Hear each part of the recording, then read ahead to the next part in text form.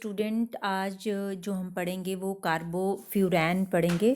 हमने carbamate group में कार्बाराइल किया था। कार्बारिल में जो है that is aromatic esters of aromatic N methyl carbamic acid था। ठीक है, आई होप आपने वो टॉपिक कर लिया है। तो इसमें ये भी जो कार्बोफ्यूरैन है ये भी एक कार्बामेट ही होता है। और कार्बामेट मैंने क्या बताया था, एस्टर ऑफ कार्बेमिक एसिड। और कार्बेमिक एसिड क्या है, कार्बोक्सिलिक एसिड और अमीन। ठीक है, दोनों ग्रुप एक साथ अटैच्ड होंगे, दैट इज़ कार्बेमिक एसिड। और उसका एस्टर जब बनता है तो इसमें इस वाले जो कार्बोफ्यूरैन है इसमें नाम से ही पता चल रहा है कि एक तो फ्यूरैन रिंग होगी, फ्यूरैन हेट्रोसाइक्लिक रिंग है एक, वो होगी। और इसमें भी ये भी कार्बामेट है तो कार्बामेट ग्रुप भी होगा इसमें। ठीक है, तो लेट्स स्टार्ट। जो कार्बोफ्यूरैन है that is carbamate pesticide, carbamate category में आता है ये। हमने कौन कौन सी कैटेगरी कर ली है पेस्टिसाइड्स की? एक तो हमने की सबसे पहली जो कैटेगरी की जिसमें डीडीटी और गैमेक्सिन आती है वो थी आपकी ऑर्गेनोक्लोरीन कंपाउंड्स। फिर उसके बाद हमने की second category that is organophosphorus compound जिसमें कि मेलेथियन और पैराथियन किया। देन ये वाली जो कैटेगरी है दैट इज़ कार्बामेट, इसमें कार्बेरिल और कार्बोफ्यूरैन आते हैं। और कार्बोफ्यूरैन जो है जैसे मैंने पीछे भी बताया कि that is the ester of, ester तो है कार्बेमिक एसिड का, एन मिथाइल कार्बेमिक एसिड का एस्टर है। एन मिथाइल कार्बेमिक एसिड क्या हुआ कि एन के साथ आपका मिथाइल ग्रुप लगा हुआ है, बाकी एक एच है क्योंकि अमीन है ये, और carbamic acid COOH, N methyl carbamic acid है। तो इसका एस्टर कहाँ से बनेगा? इसका एस्टर बनेगा जब इस O के साथ जो है वो हिट्रोसाइक्लिक हाइड्रोक्सिल ग्रुप लगा होगा। तो इसमें किस तरह से लगा होता है ये, ऐसे करके, और हिट्रोसाइक्लिक रिंग यहाँ पे लगी होगी। हिट्रोसाइक्लिक रिंग, जब इसका नाम ही कार्बाफ्यूरैन है तो कौन सी रिंग लगी होगी यहाँ पे? फ्यूरैन रिंग लगी होगी। कौन सी रिंग लगी होगी? फ्यूरैन। और इस तरह की स्ट्रक्चर होती है, स्ट्रक्चर हम यहाँ पे करेंगे, पर यहाँ से पता चल रहा है कि it is the ester of N methyl carbamic acid. ठीक है, और इसका केमिकल नेम क्या है या आईयूपैक नेम क्या है इसका? That is 2,3 dihydro. देखिए राइट हैंड साइड में ये आपका कार्बोफ्यूरैन है। फ्यूरैन रिंग पहले क्या होती है आपने पढ़ी है, पर फ्यूरैन रिंग होती क्या है? जब O के साथ 5 मेंबर्ड रिंग है, यहाँ पे डबल बॉन्ड O, यहाँ पे डबल बॉन्ड और O, हिट्रोसाइक्लिक रिंग है फ्यूरैन, तो ये होती है फ्यूरैन की रिंग।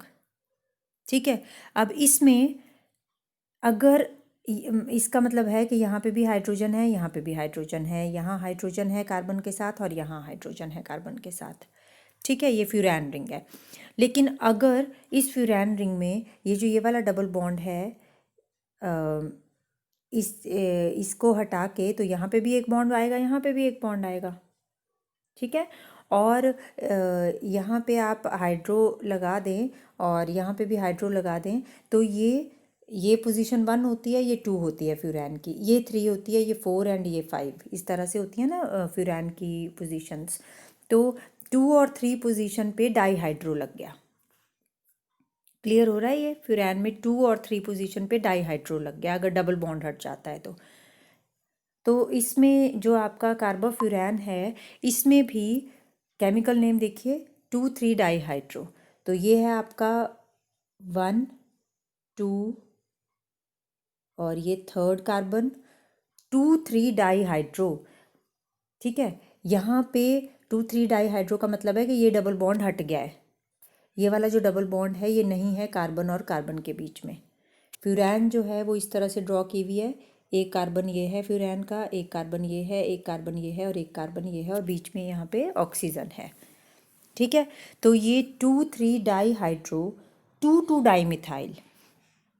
अब यहाँ पे हाइड्रोजन तो था, यहाँ पे भी हाइड्रोजन था, यहाँ पे भी हाइड्रोजन था, ये दोनों हाइड्रोजन इस कार्बन के साथ लगे हुए हैं, लेकिन जो ये हाइड्रोजन है these are substituted by methyl group. और कौन सी पोजीशन पे? सेकंड पोजीशन पे। Second position of furan ring जो है वो 2 सेकेंड पोजीशन पे 2 मिथाइल ग्रुप लगे हैं, तो इसीलिए 2 डाई मिथाइल, 2 डाई मिथाइल। उसके बाद अब अगली पोजीशन क्या आती है, ये थी 1 2 3, ये 4 नंबर कार्बन, 5, इसमें देखिए मैं फिर से इसको करती हूँ, दिस इज़ 1 2 3 4 5 6 और 7। उसके बाद ये 8 और 9 आती हैं, 8 और 9 ये वाली कार्बन्स, ठीक है। तो 7 पोजीशन पे क्या लगा है, 7 पोजीशन पे लगा है यहाँ पे 7 बेंजो बोलेंगे इसको, 7 benzo furanyl, 7 benzo furanyl and then methyl carbamate. तो मिथाइल कार्बामेट तो ये ग्रुप हो गया, methyl carbamate, 7 benzo फ्यूरेनाइल।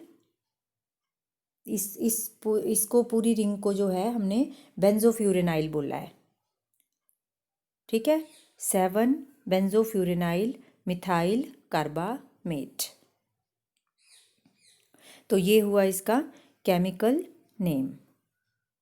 Then next is इसकी सिंथेसिस एंड यूजेस हैं। तो सिंथेसिस में इट इज़ या that this carbofuran can be synthesised industrially from catechol. Catechol क्या होता है, कैटेकॉल ये है आपका, this is catechol, this one catechol, ठीक है। कैटेकॉल जो है वो आपका ऑर्थो कैटेकॉल भी होता है, meta, ortho, meta and para catechol होते हैं। तो ये वाला कौन सा कैटेकॉल है, ऑर्थो पोजीशन पे अगर OH लगा है विद फिनोल, ठीक है, दैट इज़ कैटेकॉल। तो कैटेकॉल से ये जो है वो इंडस्ट्रियली सिंथेसाइज्ड होता है, और जो कैटेकॉल है that is produced by the hydroxylation, this reaction is hydroxylation, hydroxylation, hydroxylation क्या है, OH ग्रुप का एडिशन, ठीक है। फिनोल पे OH ग्रुप ऐड करना है ऑर्थो पोजीशन पे, तो that hydroxylation reaction takes place in the presence of H2O2 hydrogen peroxide, ठीक है। तो hydrogen phenol hydrogen peroxide, it will give ortho catechol and then with the removal of water, and then this ortho catechol is then next step में क्या होगा, this catechol reacts with 2-methyl allyl chloride। allyl group क्या होता है, CH2 double bond CH3, ये होता है ना allyl, दिस इज allyl, ये अलाइल ग्रुप है।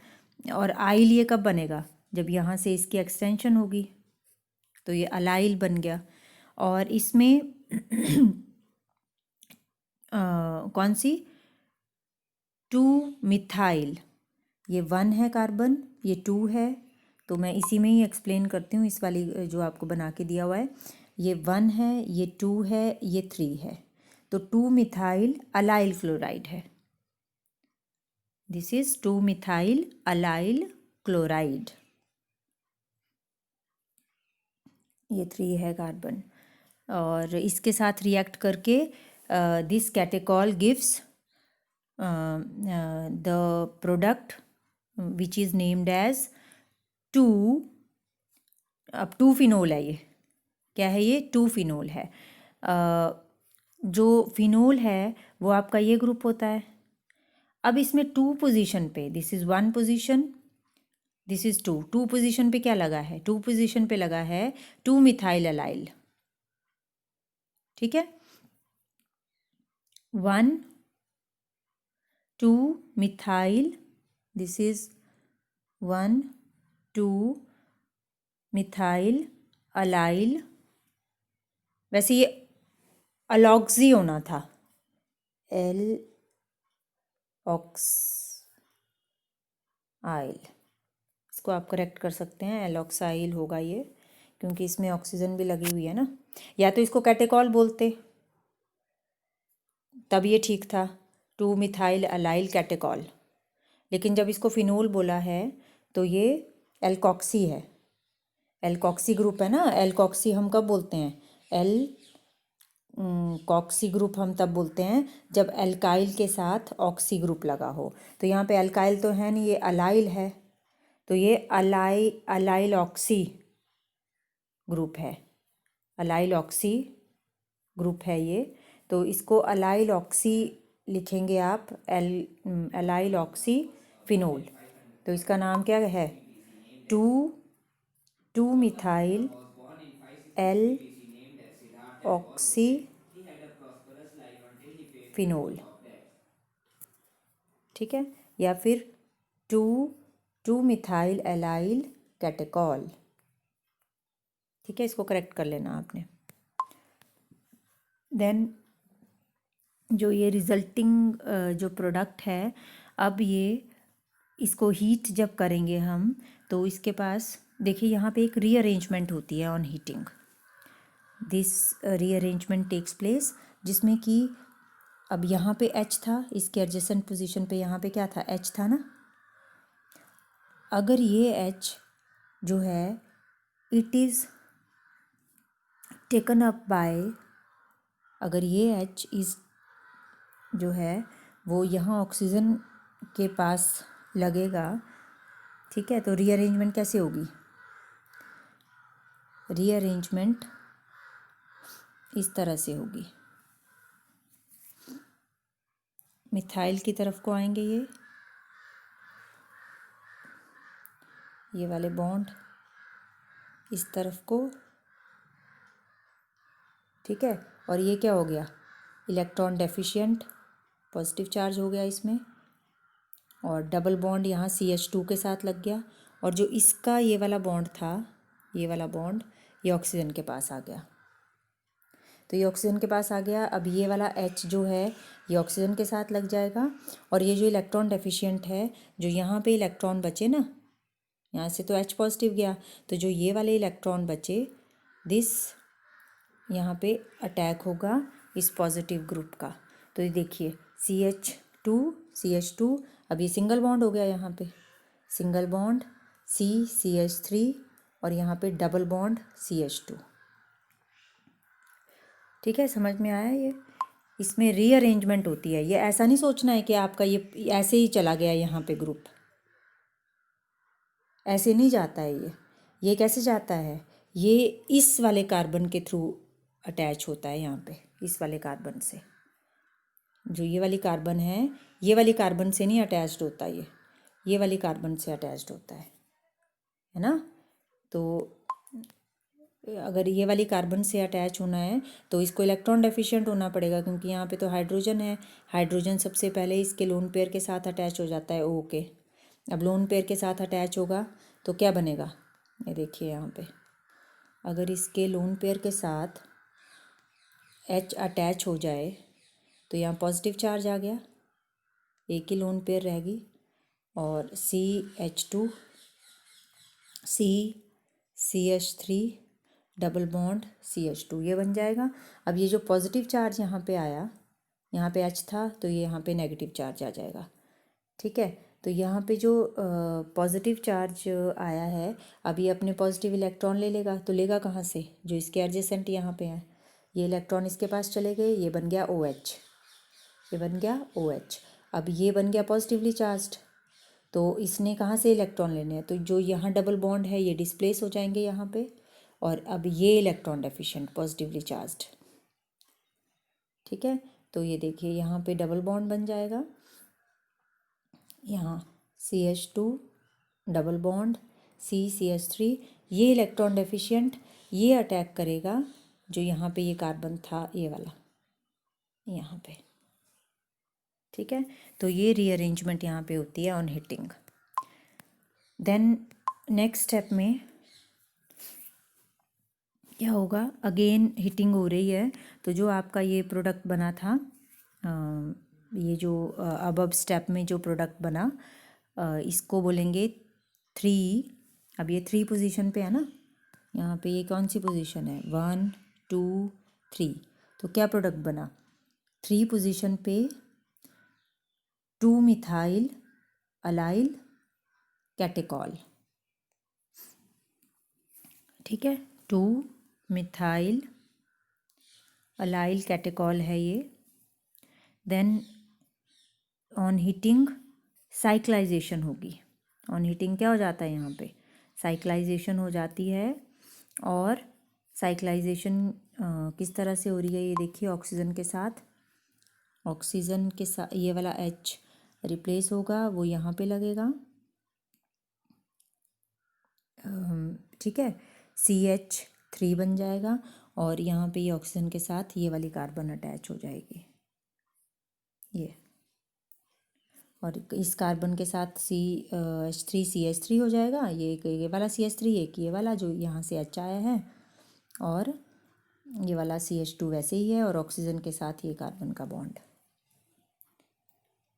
ठीक है, अब ये जब साइक्लाइजेशन हो गई, तो उसके बाद जो लास्ट स्टेप है, उसमें आपको जो ये फिनोलिक ग्रुप है, इस पे कार्बमिक ग्रुप लगाना है।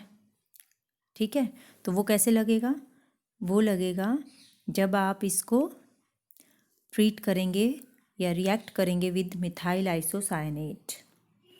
Methyl isocyanate CH3N double bond C double bond O।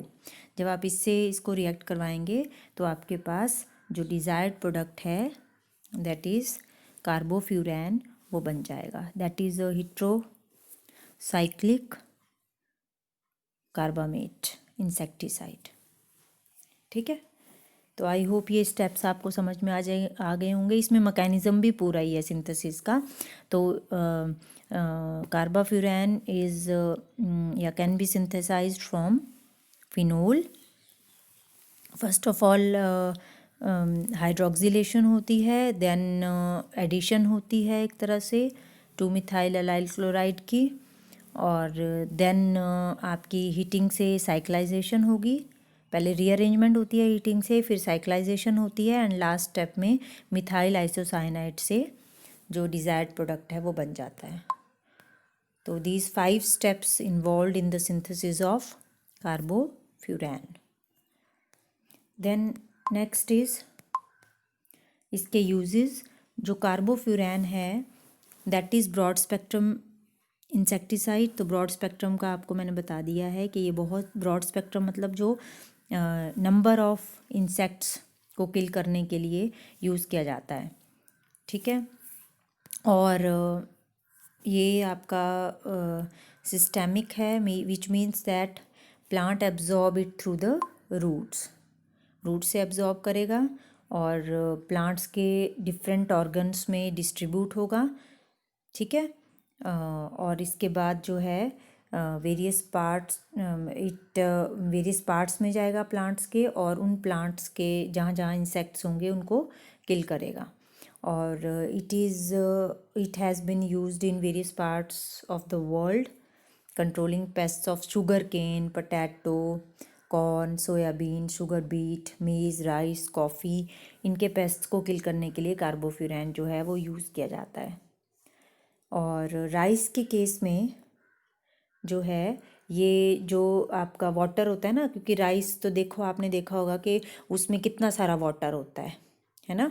जो खेत होता है चावलों का, उसमें बहुत सारा वाटर होता है, तो वाटर में ही ये ऐड कर दिया जाता है to control the leaf hoppers. होते हैं ना लीफ हॉपर्स, जो हॉप करते हैं एक जगह से दूसरी जगह, है ना। ग्रीन हॉपर भी बोलते हैं, लीफ हॉपर भी बोलते हैं उनको।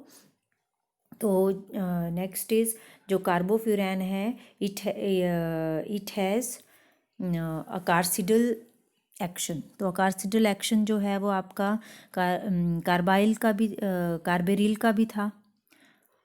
ठीक है, अकार्सिडल एक्शन क्या था, to kill ticks and mites. Insects ही हैं, उनको किल करने के लिए यूज़ किया जाता है कार्बोफ्यूरैन।